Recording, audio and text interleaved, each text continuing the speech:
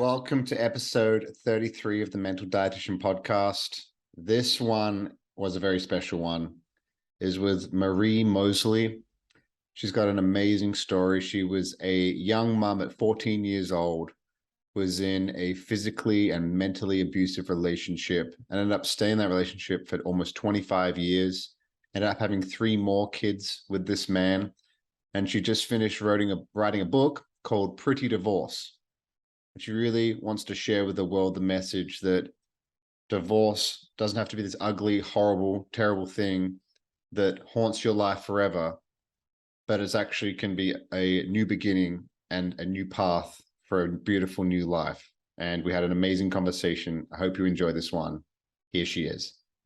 Well, I have Marie here with me. Good morning, Marie. How are you? Good morning. I'm fine. I'm good. Thank you.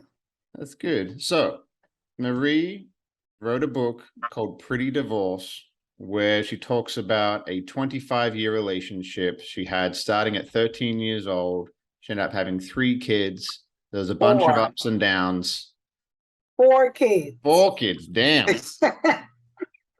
4 kids over that 25 years. And you had your first child when you were 14. Is that correct? Yes. Yes. Wow.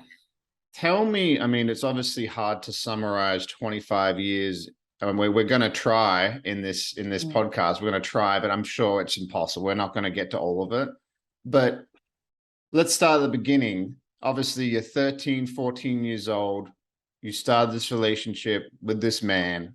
You ended up obviously getting pregnant at that age. And that was, I'm assuming, probably in the 80s, 90s kind of Yes. area. Yes. What was that like being like, yeah. Okay, so first I want to say he was a boy as well. He wasn't a man. He was he was a girl older than me. So yeah, so my first child was born in 1985 when I was 14 years old. I had just gone through something really traumatic with my sister and my niece passing away. From a tragic incident, and I really was just all over the place. You know, I was dealing with trauma. I felt confused, frustrated, angry. So I had all these different emotions going on. And this person, I still to this day wonder how did I get myself involved with this? But it was a boy from my school. I had heard about him before we started middle school. I heard a lot about him, which made me feel like I needed to stay away. But of course, we had friends in common, and we would share in the same space 5 days a week in school, and we'd see each other. And after time, after a while, we started talking, and then we became boyfriend and girlfriend. And that's when the pressure for sex started. And after a few times of saying no, and then you keep it back then, you don't hear it a lot these days about peer pressure, but it exists. It exists in adults as well. Like they make fun of you for not doing things, and they tell you how they could get stuff elsewhere. Like, I'm with you, and so I got pressured, and then I finally gave in. And I got pregnant as soon as I gave in. That's as soon as I got pregnant. And yeah. And then, being that my brother, because my dad died when I was 5.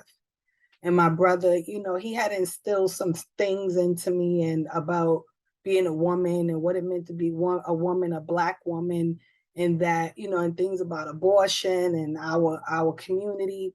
And so I didn't believe in it. And I was like, I'm not going to do it.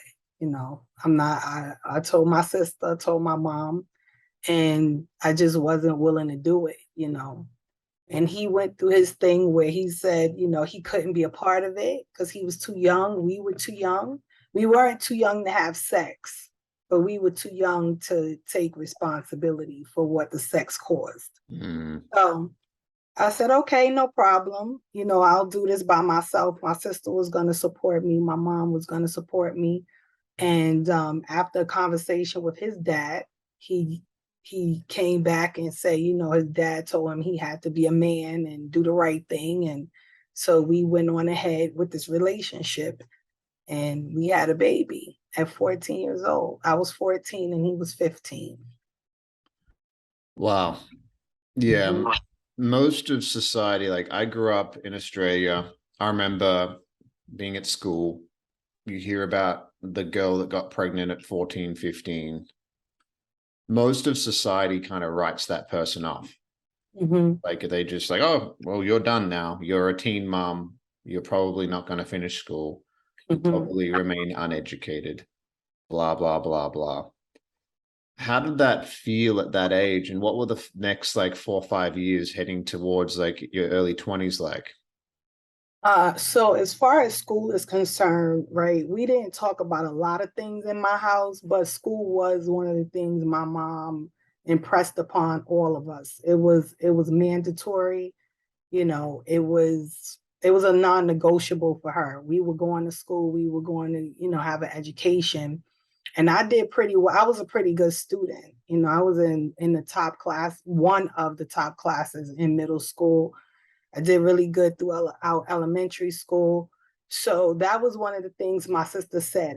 As soon as I told her my situation, her next comments were, okay, what are we doing? Like, what are you having this baby? What are we doing?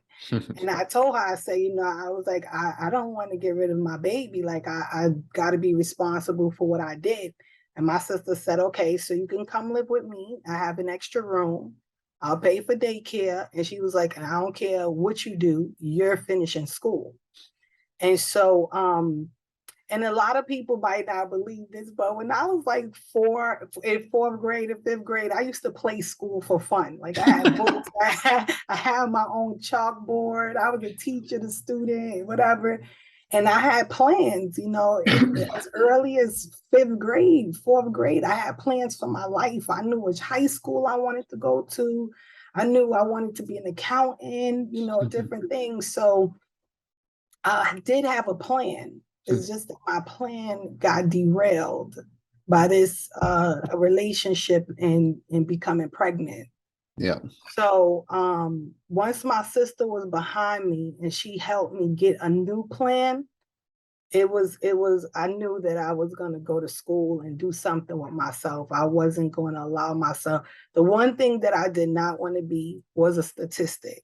Yeah. I did not want, I know that society would write me off, but I wasn't going to write myself off. And my sister wasn't going to write me off. My mom didn't write me off. So the next few years though, it became really rough being with this person because like I said, his father told him he had to do the right thing.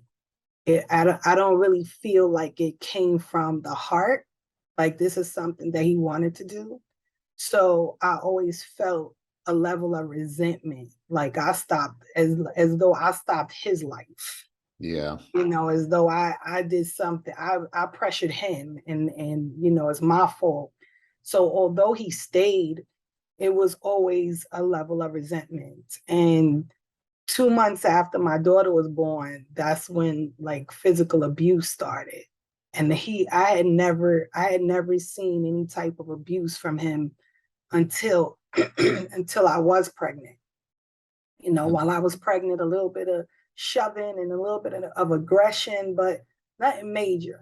But when my daughter was born, full-fledged physical abuse, slaps, punches, dragged me down, dragged me down the steps one day. I almost slipped down them steps and I probably would have broke my neck because it was a full 11, 12 steps, in the projects. So, but yeah, from the beginning, I felt the resentment of like, this is not what I want. I'm doing it because my father's telling me to do it. And so that's where it all like really started to kind of spiral because not only had I deviated from my plan, have a baby, I'm still a baby. I am now being physically abused, so by the time I was about 16 or 17, I felt suicidal. Like I just didn't want to do this anymore. I didn't, I didn't want to do life anymore. I had a couple of attempts that did not work out. And I now believe that God was God was like, no, you're gonna stay there, you're gonna take it, you're gonna make it, you're gonna show the world who I am, that I helped you and I kept you. And so around about 17 years old, a girlfriend of mine introduced me to another boy, because that was another thing. I think I'm monogamous by nature. Like I'm innately monogamous. I don't feel like I need to be in 2 and 3 and 4 different relationships. I don't feel like men should have their way with me and all these different things. So I never wanted to step outside of the relationship because we were together. So I just kind of sat there in my own silo, taking it, suffering in silence. And then my girlfriend, she introduced me to this boy that I liked a lot. You know what I mean? He respected my values and my views. We had an innocent relationship. Like, it wasn't about sex. We just talked. We just took walks in the park, hung out and stuff. So it kind of gave me my innocence back. You know what I mean? It allowed me to feel like a normal teenager. I was able to step away and be a normal, regular teen, just going to school, liking a boy, he liking me, and all of the adult, being a parent, being in a relationship. Because by now, this boy, my daughter's father, his mom has put him out, and none of his family will accept him in. Not even the father that told him to go ahead and have this child. So me being who I am, I'm like, this is my child's father. I don't want him to be in the street. I did ask my mom, like, can he just stay here with us until, we could figure something out? But he don't have nowhere to go. So by this time, he's living with us, And so my home is not even my sanctuary anymore. It's not my peace. It's not where I can safe. go. It's no longer safe to be. Absolutely. Yeah. Yeah. So, but so when I met this other boy, I would find some peace over there. And his mom was really awesome and stuff, and very welcoming. And so that's what kind of led into my 20s, like into, 18, 19. I'm still dealing with this person. And by now I'm deciding to go back to school and go to college, because I got a GED. I didn't get to finish high school, but I did go and get a GED when I was 17. And and then once I decided to go back to college, I'm really now like broadening my horizons. I'm meeting other people, you start to meet other people and get a different view on life. I'm starting to feel better about life. I don't want to die anymore. I have my baby. I love her. And we're gonna figure this out. I'm gonna make it. And so my 20s were pretty okay. I can't, I had someone ask me that question the other day. She's like, you gave up your golden 20s for this guy? I'm like, it wasn't really that bad, because I was getting out, I was getting away from it. I was producing, I was growing, I was learning, and I was taking psychology courses. I have a bachelor's in psychology. And so a lot of the classes, because I switched majors. Remember, I wanted to be an accountant. Once I started at accounting and looking at the laws, I was like, oh God. I'm like, oh, this is a lot. This is not general bookkeeping that I know how to do. But then I took my psychology 101, and I was fascinated. I was fascinated to learn about human behavior and, why people do what they do, how different cultures respond to the same thing, so it was good for me. It was good for me learning, and I was back in school where I flourish, where learning is my thing. So it was, it was a good environment for me. and it got me away from a lot of the crazy stuff at home. You know, I spent a lot of time at school. I met new friends. I started to broaden my own horizons and stop being so attached to what was negative in my life, Yeah, it sounds like you had a you managed to have a community again. Because if you don't have a community, that's the biggest thing I've seen with people that I know that have been in like domestic violence relationships. Usually the guy, which is usually the one who does domestic violence, sometimes it's the other way around, but they don't let the woman have any friends or a community. They really isolate them so that they feel that the only person they have in their life is that man. So it's like this catch-22. It's like, well, this person treats me like shit, but it's also all I've got. And then there's this like psychological prison that people get stuck in. And I can't even comprehend what that would be like. And it sounds like in your early 20s, you're able to go to school and like kind of go like this again and be like, oh, cool. Like life's here. I don't want to die anymore. I've got my baby girl. I can go into school. Things are getting better. What happened after that? Like what happened, say you finished your bachelor's, I'm assuming in psychology. What happened after that? Like between maybe like 23 to 30? So I want to correct you on something. I want to take a couple of steps back. Of course. So I lived in the projects. I don't know if you know the hood, the ghetto. I've heard about it. I lived there growing up, the South Bronx in New York City. Yeah. By the time I was 7, I had my first fight. I moved there when I was 5, and I was just like, this is crazy. This is intimidating. Why are we here? But we had a fire. We got burnt out a little bit after my father passed away. There was a fire. We lost everything, and we ended up in the projects.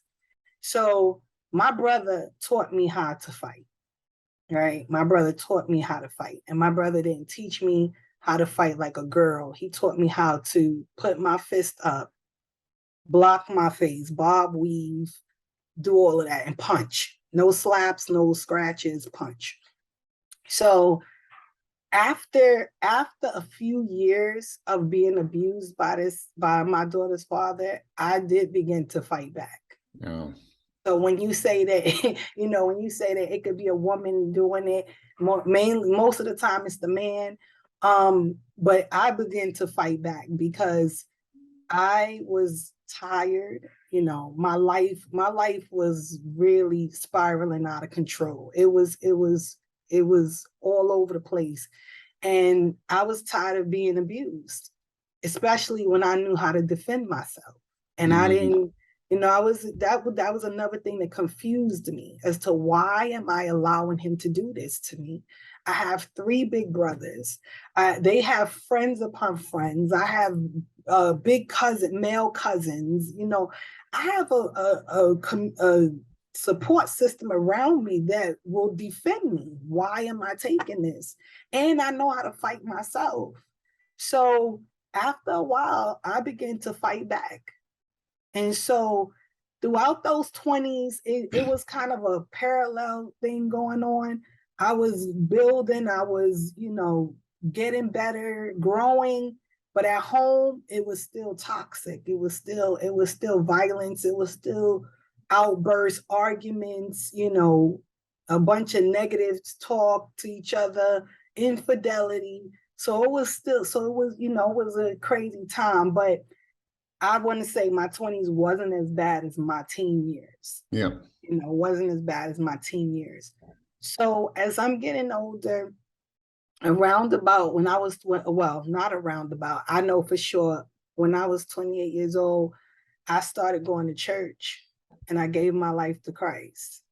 And so that was phenomenal in itself because I had another community where I really felt like I fit, like I felt like I belonged with the body of believers. However, when I started going to church, things got worse for him. As far as it was like as when I was going to school and I was growing and I was branching out, he kind of eased up some, like I guess he felt his grip was on me, was being taken away. But when I started to go to church, and I wanted to be humble, and I wanted to, do the right thing, and I didn't want to be out clubbing and partying and whatever anymore, is when he amped it up some. Like he felt like now, because she's a Christian, I can really do her dirty. Like she's not gonna fight me, because she's gonna feel like, that's not what God wants from her. She's gonna be in this mode of, she needs to be a wife and try to salvage what we have. And so it became really, really tough. And I eventually moved to get away.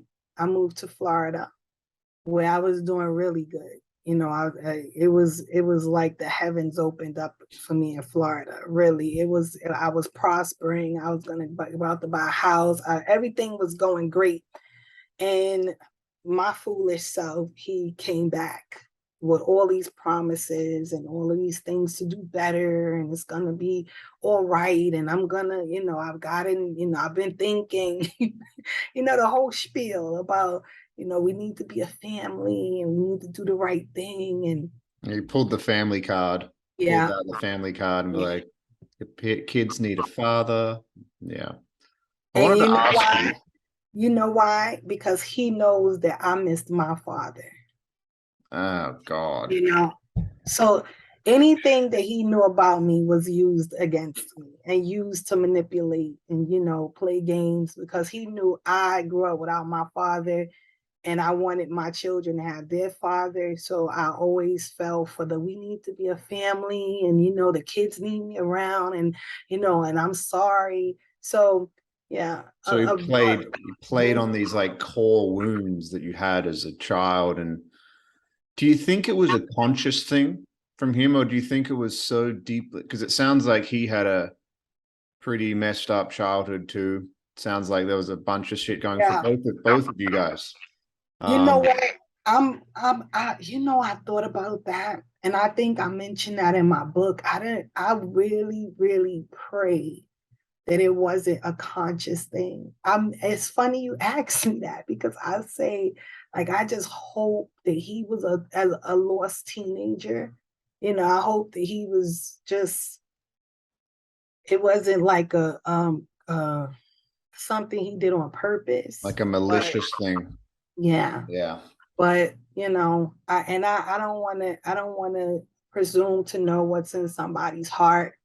But he's just not. He hasn't been a good person to me or to my children since we've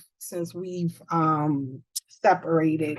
Since we've divorced. I'm sorry. I'm trying to turn on the light. That's all right. Okay, maybe, yeah.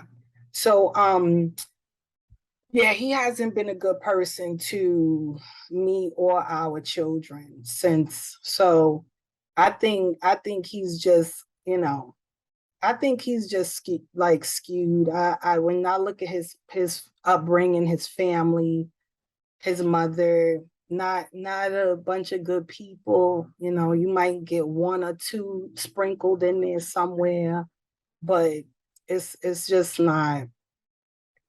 Yeah, they're not nice people. Yeah. They're not, and so, and I think that he has a lot of narcissistic behavior.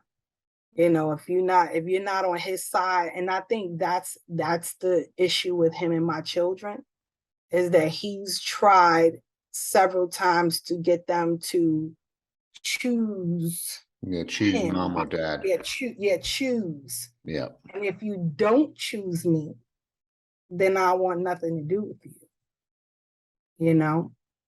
And Yeah. so, It's so interesting what you're talking about, because I read a lot of books and listen to a lot of different podcasts on trauma and how it manifests itself in people's lives and in society. And it's just so sad to hear that this guy is like, well, you're not going to get your father's love if you don't pick me, and you can either have your mom's love or my love, and you don't get both. yeah. And that might have been, I don't know. Like I said, I don't know. No, apparently my Zoom meeting is going to end in 10 minutes. Well, that's silly. We can do two halves. Okay. But it's like, what happened with his parents and what happened with their parents and where did it begin? And is it a conscious choice or is it just generational trauma? And it's just like, there's so many variables and there's so much stuff that goes on. And then growing up in the unsafe environment of living in the projects and the constant fear, and then there's all these layers of things. It's so hard to kind of pick it all apart. And there's anybody that claims to have a simple answer, there's no simple answer. There's no simple answer at No, all. it's not like, oh, it's because of this or it's because of that. It's like, no, there's so many factors. I mean, there's just so much stuff going on. When you Yeah. said something interesting before, and I wanted to ask you the question, you said, I asked myself many times why I stayed in the relationship. hmm Do you know why now? I will say it has a lot to do with, because I went from 13 years old saying, you don't have to be here. It's okay. Like, I'm not going to hold a grudge against you. Me and my sister and my mom, we got this. Like, I'm good. And once he was there and my daughter was born, I'm telling you, I really look into a father-daughter relationship, and I watched her have what I wanted all my life. Like, I mean, I used to say prayers when I was younger, like, God, you can have my right arm if I could just have one day with my dad, just one day, you know? And so that's the reason, because I did not want my daughter to feel those things that I felt. I didn't want her to long for her father. I didn't want her to feel unsafe. You know, all of the things that I went through growing up without my dad, it really tied me to that relationship more so for my daughter than myself. And Yeah, yeah. you just said it. It's just like you had this deep need of your father, and it's just like, well, if this man is here, which is her father, and he's still here, and he's hasn't gone to heaven or whatever, then I will do everything I possibly can, even at 13 years old, to try and make it work. And it sounds like that went on for what, 2 decades, like that Yeah. deep. So crazy how powerful the things that affect us as children, how powerful those factors are, which obviously by the sound of it kept you in that relationship because you yearned for that father-daughter relationship so bad because it's what you missed. Wow. And I still do. Yep. And I still do. I have a cousin that her dad died when she was older. You know, she had to be 30 something when my uncle passed away.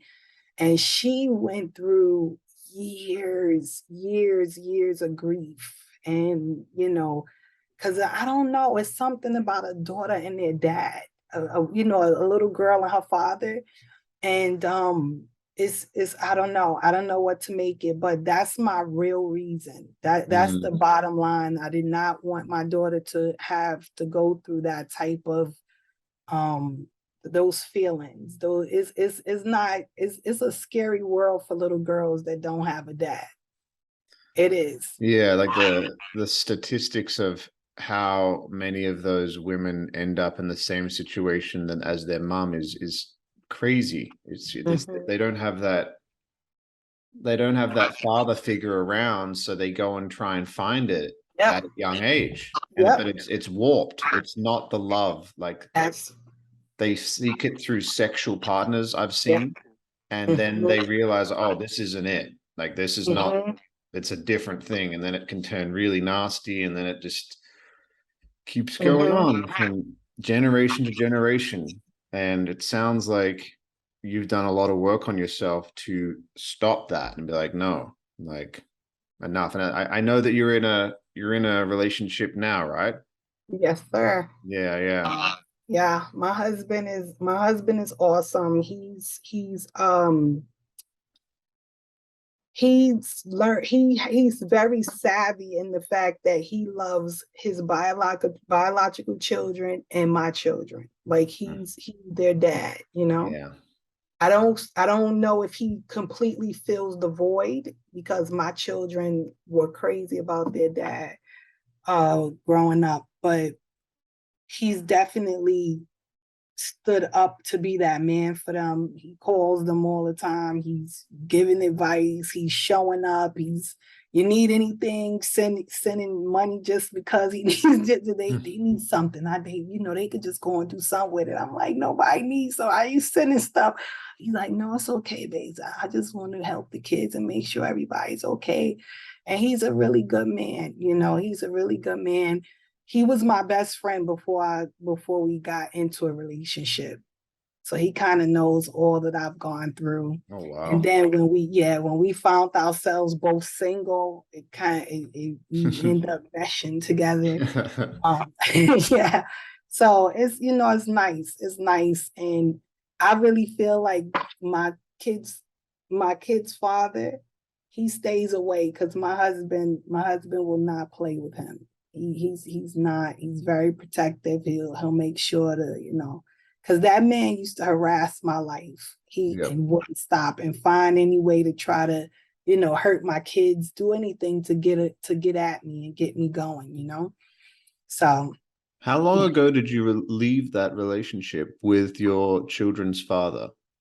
When I was 38 years old. So what? Well, yeah, about we in about 15 years ago. About 15 years ago. Wow. Yeah. It's been me and my husband have been together for 13 years. Wow. 6 years together and 7 years married. Wow. Yeah. What a crazy life you've had so far. But I've been really interested in the concept of alchemy lately, where you can alchemize like the dark things that happen in your life and turn it into something beautiful. And there's a lot of actors that have done that. Like you look at people like, I mean, it's really sad, like people like Robin Williams, how he had so much pain, but he would alchemize it and turn it into humor, and everybody loved him. But he was so damaged and had so much going on that he couldn't feel that same love for himself.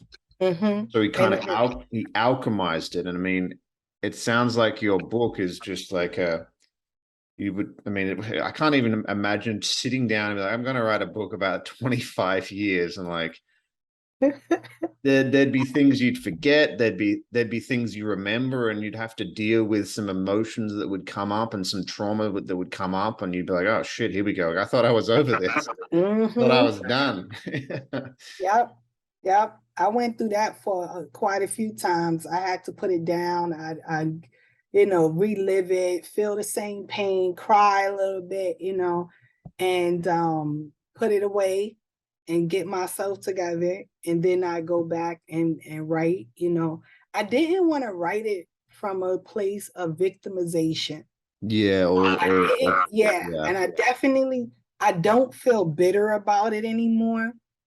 But why I wrote that book is because I felt like I can help somebody else. Like somebody, people have to know that it's okay and you can be okay after this. Even as toxic and when you bring up Robin Williams, even though he would be able to filter all of that into making people laugh, somehow or another, he wasn't completely healed, even though he made other people laugh, because you see what he succumbed to. It's a defense mechanism from him. It was a defense mechanism. I'm in so much pain, so I'm just going to be funny. Yes. Yeah. You've probably been asked this question a million times, but what would you say that is the most important thing for somebody as a first step who is in a relationship like you were in, who feels possibly alone, possibly isolated? Would you say the number one thing would be to try and find some kind of community or a support system? Would you say, what would you say the number one thing that somebody could do that is maybe sitting there listening to this right now and is possibly in a domestic abuse relationship? What can they do? First, if you're in the relationship, they need to find some type of help. Some I don't know if they need to call the police, because there's different type of relationships going on out there, and some women stay stuck because they don't have anywhere to go. But there are places to go. There are places that help. There's places that move you to a different location. So they just have to do research to find out what's available in their particular area. Women that have already come out of this type of relationship, they really have to do a lot of self-reflection on where they are. They need to figure out whether they need to go to therapy, whether they need to, I don't know, some women that are believers in Christ, they should have a pastor or bishop, somebody that they can go to and tell what's happened, to help them get an outlet, to get it out, be able to talk about it, because they have to start some type of healing process. You have to start a healing process, or you stay kind of stagnant or stuck, or you stay in the trauma, connected to the trauma, and you have to figure out, they have to find somebody that can help them. And there's so many places now, you know what I mean? Because we hear about it so often. Yeah. Years ago, it wasn't even a thing. It wasn't a thing, domestic violence and people getting smacked around. It almost seemed like it was a part of a relationship. It was normal. Like apparently in like the 50s, 60s, 70s, it's like, absolutely. Frank drinks a bit much and he hits his wife. And like everybody knows that about Frank and his wife Susan or whatever. But it's not like everybody knew about it, but it's not like anything was done about it. And absolutely, divorce back in those times was so frowned upon, especially if you're a Christian. If you're a Christian, you're supposed to figure it out. It's a sin to divorce. Like you put man and woman together, and that. Let me just say that when I mess up, because I'm not perfect and I do, and I go before God, the God that I serve is loving and, kind. He's also a God of wrath. Like, he wants you sinning, but he's loving and kind and he's not abusive. So I can't see that he feels okay with his daughters staying in abusive relationships and being traumatized to that extent. I don't aspire to that type of belief where we have to stay and be abused by people, and mentally, emotionally, physically, to the point that you want to die and you don't want to live and enjoy the life that he blessed you with. I think people have to read their Bibles a little more, or, and get a better interpretation. They really have to understand the foundation of all of that is love. Absolutely. And abuse is not love. I've met some Christian people that are not good people, and I've met people that are not Christian and they live more of a Christian life than the Christian people do. I've met them. I'm sure you have too. Like, absolutely, there's those judgmental people that like that saying only God can judge, and then they're judging everybody. It's like come on, man. Like, it's interesting. It's very interesting. But there's good and bad in everything. You find people that hide behind Christianity, like it's that's a license to do whatever whenever you want because God's grace, and it's just that's not the truth. That's not the truth at all. So but yes, it's I think that women have to have strength, and I think that every woman has their breaking point. Unfortunately, there's a lot of women that do tap out. They leave here on their own. Some of them stay in these relationships. I stayed for 25 years, but I'm a living witness that you can get out. You can have a rational, sane, logical mind. You can find someone that loves you again. Your children can be whole and healthy and thriving. you know, and I think that's the real purpose for me doing this, because so many women believe like it's over and it's the end. It is, you know, because they have their identity so wrapped up in that marriage or that relationship, but you're still who you are without that person. You Yeah, just have people to do it with all kinds of things. They do it find. with they do it with their job sometimes. Like, I'm a doctor. It's like, well, what happens when you retire? Are you not you anymore? Absolutely. Well, people do it with people. Like, a lot of athletes have a really hard time with it if they maybe don't make it to the big leagues, or if they make it to the NFL or whatever, then they only play for 4 seasons. Then all of a sudden their identity was tied to something that's external. Your identity cannot be tied to something that's external, like whether or not it's a marriage or a relationship or a job or athletics. It Hmm. comes from, I know Christian people, it comes from your belief and love in God. Hmm. Like, Absolutely. and he loves you because you're a reflection of him. Hmm. And So what, yeah. he's the only one. He's the only one that, and I mean, I absolutely adore my husband. I would never want us to be apart. I read in the Bible one day about marriage is like an earthly thing and it's not something, you know, there'll be no marriages in heaven. And Yeah. I literally cried. I was like, wait a minute, what? Like, he's not gonna be my husband. I don't understand, Lord. So that's how much I love him, that I want us to be together throughout eternity. Do I get But divorced in heaven again? Like, what? right, Why? like, Lord, what? But my truth, and this is God is my source, and he's the only one that if he leaves me, I'm not gonna make it. He's the only one that I need him to stay with me forever and a day. Like, you know what I mean? If someone else, God forbid, something happens, I lost my mother 2 years ago. The only parent, you know, well, my sister's like a parent to me, but Mm. that's a whole nother story. But my mother, you know, and I was really, really hurt. My family was watching me because they didn't know how I was going to be able to deal with it, you know, especially my siblings, because of how I dealt with my dad's death. But I had to keep going. You know, I had to keep moving. I love my mom. She had a full life. And I know that she wouldn't want me to fall my whole life to fall apart because she's not here anymore.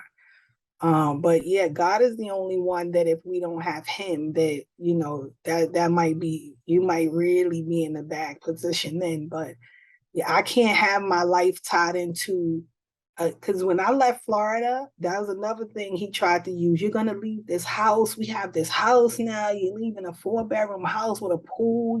You know, and I'm like, I'm not connected to material things. Mm. If I got it once, I'll get it again. Yep. You know, I don't allow myself my experience over life. I don't allow myself to be connected to material things and so intertwined into a person that if they move a certain way or if they leave, now I'm not functioning properly. I have to keep, you know, I have to be able to keep moving on. Yeah, I You think you know, said something really important there, which is, as soon as you tie yourself to external or material things, you're always going to be let down, because mm, those material things are temporary. Life is temporary. yep. What would you say? I know that you're going to be biased because you're a Christian, which is totally fine. But what would you say about somebody who maybe has no spiritual walk in their life at all? How important is finding some kind of higher power, whether or not it's through God or whether or not it's through some kind of spiritual aspect? I think it's so important in people's lives, because if you're not connected to something that is greater than you, Hmm. it's very strange to walk around this world and be like, well, it's just me. And when I die, I'm worm food and that's it. And it's just like, I don't know, maybe we're all scared of that is a reality. So I don't know, but like, how important, obviously it was paramount in your healing of being 28 years old and then walking into that church, having that community and giving your life to Christ. But maybe could you talk to how important that was for you, and how important having some kind of spiritual walk in your life and how important that is for people? I agree with you that people cannot, the world, the grandeur of this world that we live in, albeit there's a lot of things that go on, a lot of, evil things, wicked, but the beauty of this world that we have, for people to believe that there's nothing greater than themselves and, it's just them and there's just, that's hopelessness to me. You Yeah. know what I mean? That seems to be very hopeless.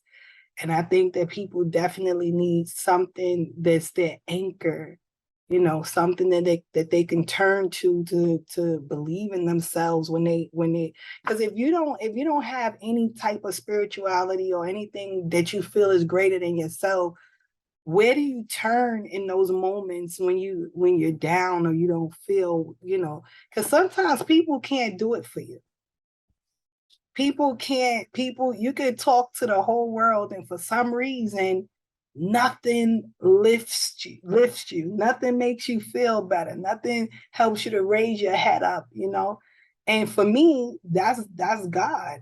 That to Mm. me, for me that's God. And I do have a good support system, but at the same time I find my motivation and I find my confidence in God and who he created me to be. I didn't create myself. For us to believe that we're human beings and we are just able to have children and the X and the Y and all of this. I watched a documentary that said that the earth is on the perfect axis, right? Yeah. And that if it was an inch off, you wouldn't even be able to have life on this planet. You'd be Yeah. like other. So you understand what I'm saying? Oh Who yeah. who did It's that? all too perfect. Like it's all like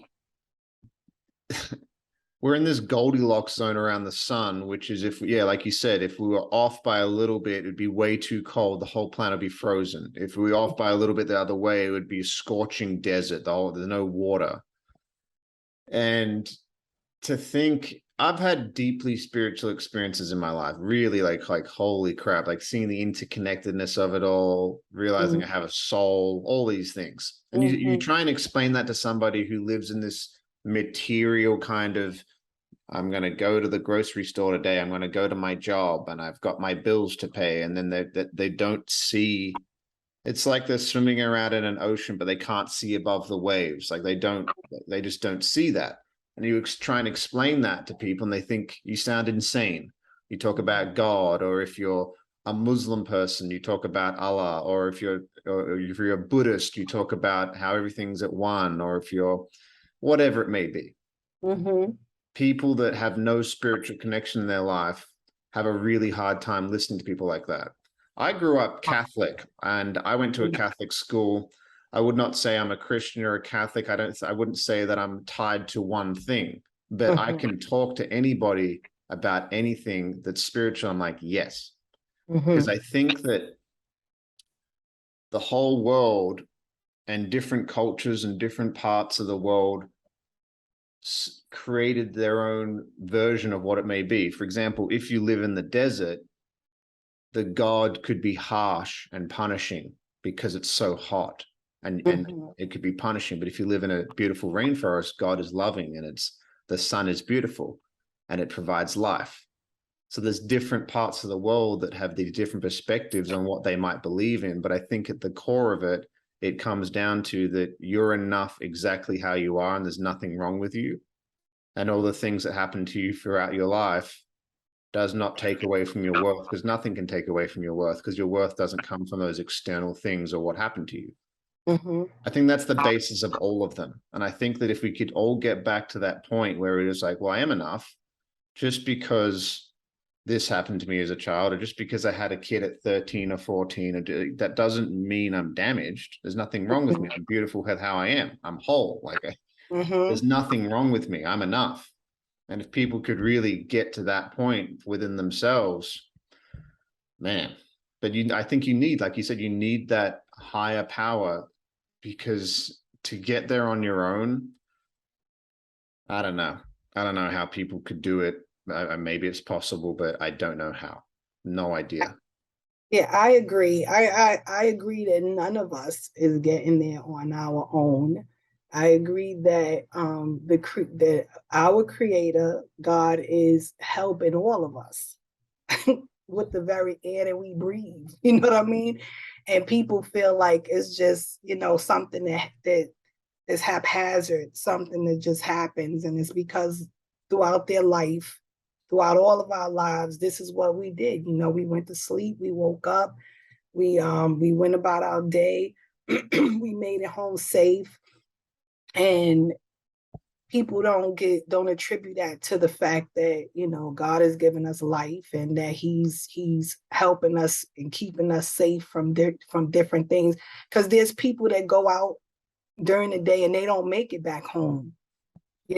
So what made you make it back home? You know what I mean? There's something happening to watch over you, cover you, or whatever. Not to say that other person didn't have God watching over them, but just that for whatever reason that happened to them and it was their time to go. I do believe that at the end of our lives, everybody will know exactly who God is, because we do call him. And you're right, I'm going to be biased because because I'm a daughter of the King of Kings. And so people will say out loud, God, everybody has their belief. But what I do believe is that at the end of the day, at the end of our lives, I believe he's going to let each and every one of us know exactly who he is and what his real name is, because I just believe that. And I never get into like a debate with people about what because some people, what I found interesting, I got into this thing with one time with this guy. He was a Buddhist. He had been a Buddhist for 30 years, and he was very dog. Everything he said to me about God, oh yeah, because Jesus wants you to fear him and all of this stuff. And I was like, excuse me. He was like, yeah, the Bible says fear God. I said, yeah, but if you look up the language that it was written in, fear means reverence, like honor him. Because why? Because he's creator, because he gave us life, because he, you know what I mean, stuff like that, died on the cross. So he kept going, kept going. And every time he said something to me, I had a scripture. And I said, can I ask you something? Because he was like, yeah, because you shouldn't be believing this. And I said, did I once say to you that you shouldn't believe in Buddha and stuff? I said, Christians and who we say God is, we get severely attacked about that. And it's fascinating to me that when you run into, well, some Christians might be fanatical and whatever. I know what I know, so I don't have to like There's be fanatical dogmatic. people everywhere. Yeah, Fanatical absolutely. people everywhere with sports teams. They paint their face and their nipples and they got their shirts off and they're like, yeah. It's like, holy crap, Yeah, it's a no, football team. absolutely. But I don't have to be dogmatic about it because I know what I know, right? Yeah. I said, so, but you've been sitting here for like 45 minutes badgering me about what I believe, what I shouldn't believe, and what this and that and the other.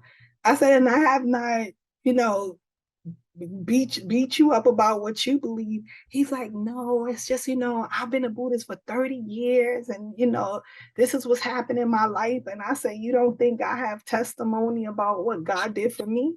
And he was like, well, you're right. You're right. He was like, it was so nice talking to you. When I talk to other Christians, they get upset. I don't have to get upset about anything. I don't have to get upset about what you believe and stuff like that because I know what I know. Yeah, So, a faith that is not tested cannot be trusted. So I've heard that before. That could be said about anything that you believe. If you believe anything, like if you believe that a band is the best band in the world, and you're like, that's my favorite band, and people challenge you on it, and then you get tested on your belief, and you're like, nope, still my favorite band, still the best band in the world, until you are challenged. And I think there's a lot of people that are very fragile with their beliefs because they were given those beliefs when they were children. well, And they what's haven't. funny? I grew up Catholic. Yep. Yeah, I grew up Catholic. So my mom talked about God, but she wasn't heavily into the church. It was like Yeah, there's a we gap. went every Sunday, every other Sunday. I fell asleep on her lap. So I knew there was a God and I knew he existed, but I didn't know anything. I didn't know anything but the Our Father prayer and Hail Mary. You know what I mean? That's the honest truth. Yeah. It wasn't really until I feel like God came looking for me that I learned who he was. Because he saw me in my mess. He saw me hurting and spiraling out, and he came and was like, no, this ain't the life that I wanted for you. This ain't the plan that I have for you. So and came and was able to turn things around for me. So but I don't know. It's religion and spirituality. It gets to be really It can be very cantankerous. polarizing. And I think I saw this cartoon once. It's kind of made me laugh because it was a cartoon, and one on the cartoon, there was an army on one side, and there's an army on the other, and they've got flags. And one of them, it has a duck, and it has a duck, and the other one had a rabbit. It was a duck and a rabbit. And the rabbit was upside down, which made the duck. And if you turned the duck upside down, it made the rabbit. And these two armies are fighting each other like, our duck god is better than your rabbit god. But if you just turn them upside down, because if you look at the base of like the Quran, for example, they write about Jesus. They believe in Jesus. They think that he's a prophet. They just don't believe he's the son of God. Whatever, whatever. But it's just interesting if you just go down to the root of it and go past all the fanatical extremism stuff that's out there. It's just all centered around love. Like it's all centered around love, and that you were created for a reason. And if we could just, oh, if everybody could get that, then what a wonderful world it would be. But it's also very naive because it only takes one person to be like, no, your God's stupid. Our God's better. Screw you. And then you've got war. And it's been happening for thousands of years, like the Crusades, for example, like all that stuff. And it's just like, I think that humanity won't evolve to the next level that we need to evolve in until we really understand that. Because until we understand that, we'll just keep squabbling over silly things. Yeah. When in reality, that's not what it's about at all. And it's been like that for eons. Yeah. The Bible tells us there's nothing new under the sun. All of this stuff, it's like history just constantly repeats itself. And I like what you said earlier about our value. If people could understand that like for me, I look at what I went through, all of it. I'm not angry with my ex. I'm not bitter. I'm not upset about it. It's stuff that happened. All right. And I played my part in it as well. I'm not walking around here perfect with a halo. And all of this stuff just happened to me. And this happened to me. I did things as well.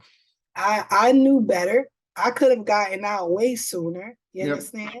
So, but people get they have victim mentalities, and everything is happening to them, and oh God, now who am I without this relationship?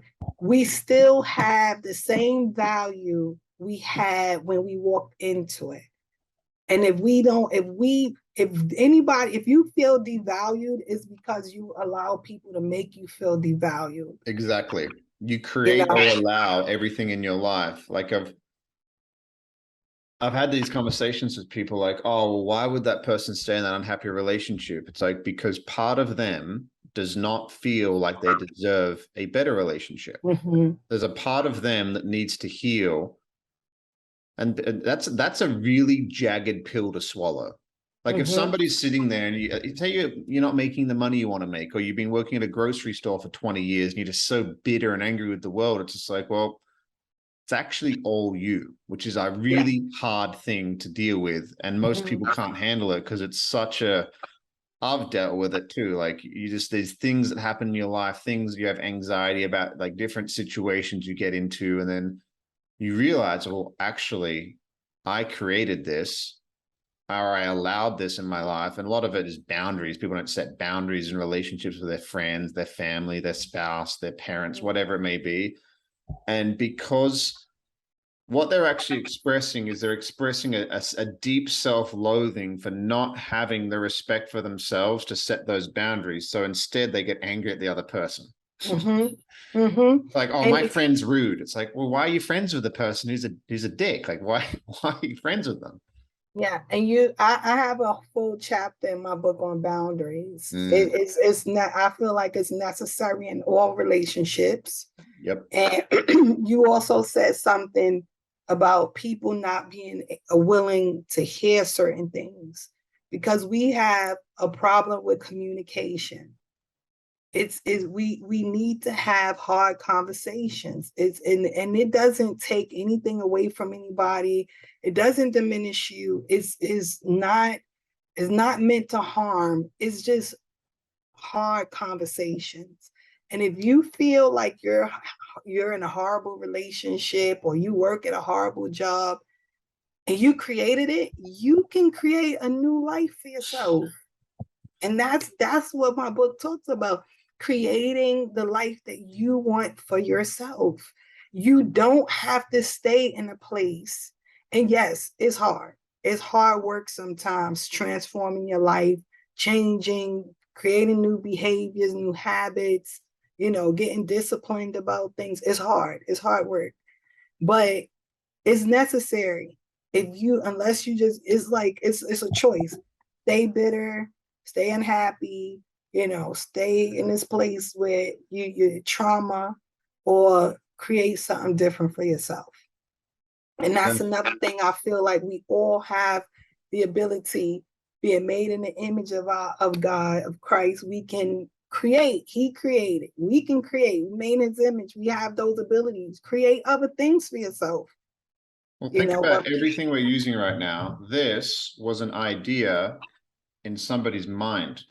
So was this. So was this. It was in here before it was created.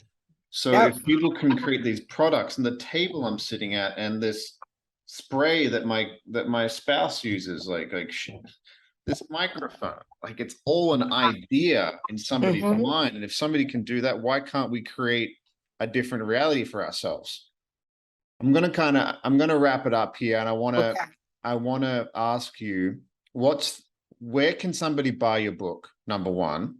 Okay. And what would be kind of concluding message you want to end this with?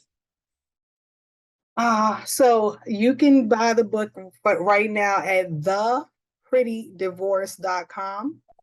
Yep. Right. And my final message is this.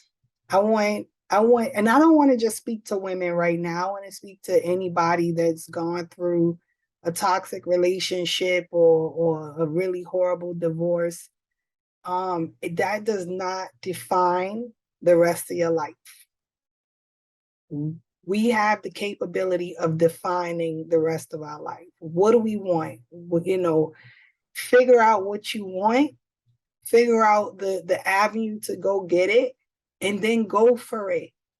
And I know it sounds simple, but it really is simple. Like we don't have to, there's life after whatever their name is. We don't have to stay stagnant and stuck to something that wasn't good for us in the first place.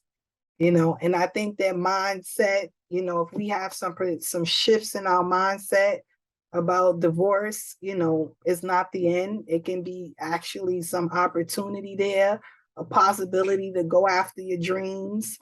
It's not something that has to end you. It's simple, but it's not easy.